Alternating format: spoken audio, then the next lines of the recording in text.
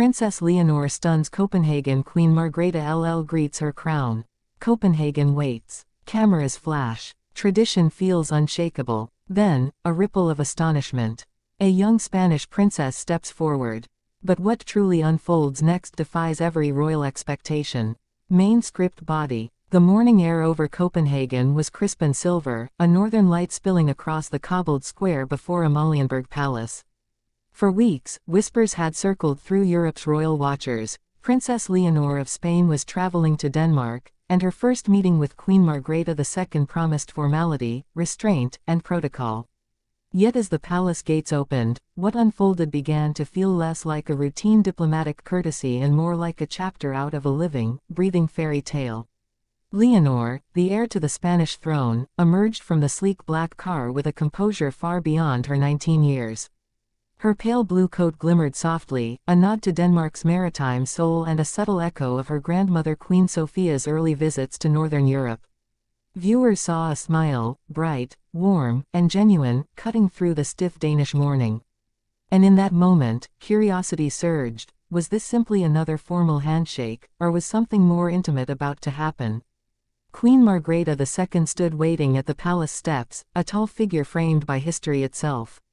She had greeted countless heads of state, monarchs, and heirs over her decades-long reign. Normally the scene follows a precise choreography, a few words of greeting, a posed photograph, and then a retreat inside. But today, even before the official welcome began, Margrethe's eyes softened. Her hand extended not in stiff formality but in open warmth. Leonor did something unexpected. Instead of the light curtsy and demure nod typical of a visiting princess, she stepped forward, clasped Margrethe's hand in both of hers, and spoke a few words in Danish, clearly rehearsed, carefully pronounced. It was a small gesture but a bold one. The crowd gasped, cameras clicked wildly. This was not just a greeting. This was a signal, and that signal sparked questions. Was Leonor shaping a new image of modern monarchy? Was she quietly honoring her Danish connections, the family ties linking the Spanish Bourbons to the Danish Glucksburg line? Or was this simply a natural, human moment between two royal women who understood each other? Inside the palace, the story deepened. The Danish royal household had prepared a private tea before the state luncheon. It was here, away from cameras, that Leonor and Margrethe shared their first true conversation. Staff later whispered about the tone, warm, almost grandmotherly, as Margrethe spoke of her late husband, Prince Henrik, and his own ties to France and Spain. Leonor listened intently, occasionally glancing at a small bracelet on her wrist, said to have belonged to Queen Letizia, her mother. Every detail hinted at layers of symbolism, continuity, heritage, and a subtle bridge between two monarchies. As the luncheon began, viewers expected the usual seating plan.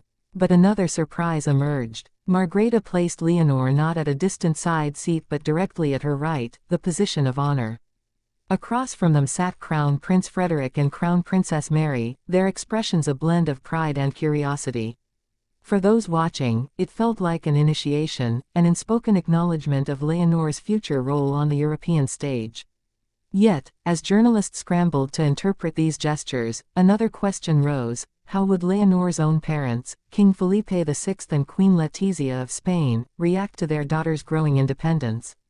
Spain's monarchy has faced scrutiny, and Leonor's poised presence abroad signaled a new era. Was she acting on a carefully crafted strategy, or simply following her instincts? Back at the palace balcony later that afternoon, the moment that would dominate headlines unfolded. As the Danish and Spanish flags fluttered side by side, Leonor stepped out with Margrethe for a brief wave to the crowd.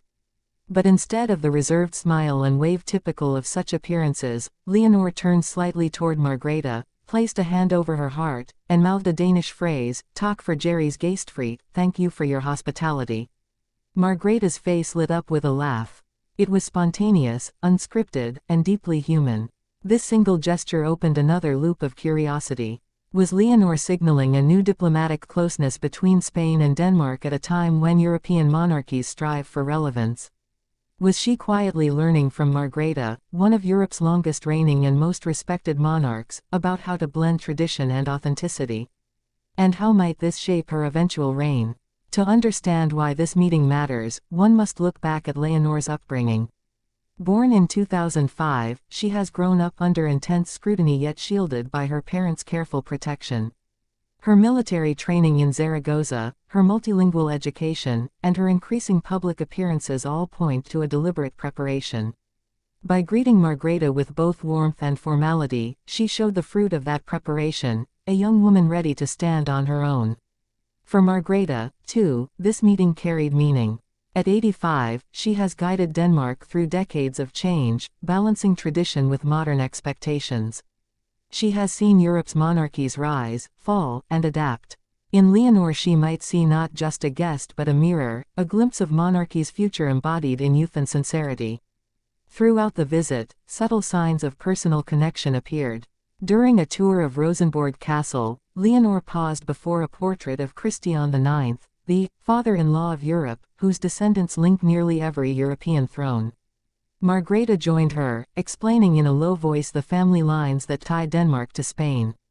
Observers noted Leonor's attentive nodding, her fingertips lightly resting on the velvet rope as though she could feel the weight of history. Later, at a small reception with Danish students, Leonor spoke briefly about service and duty.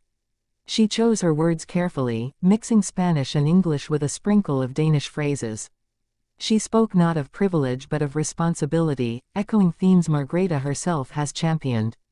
The students, many of them her age, responded with applause. As evening fell, the final event, the state dinner, brought yet another emotionally charged moment. Leonor arrived in a pale pearl gown with a subtle tiara, a nod to Spanish heritage but understated by royal standards. When she entered the great hall, all eyes turned. She looked, as one commentator put it, like the future walking into the present.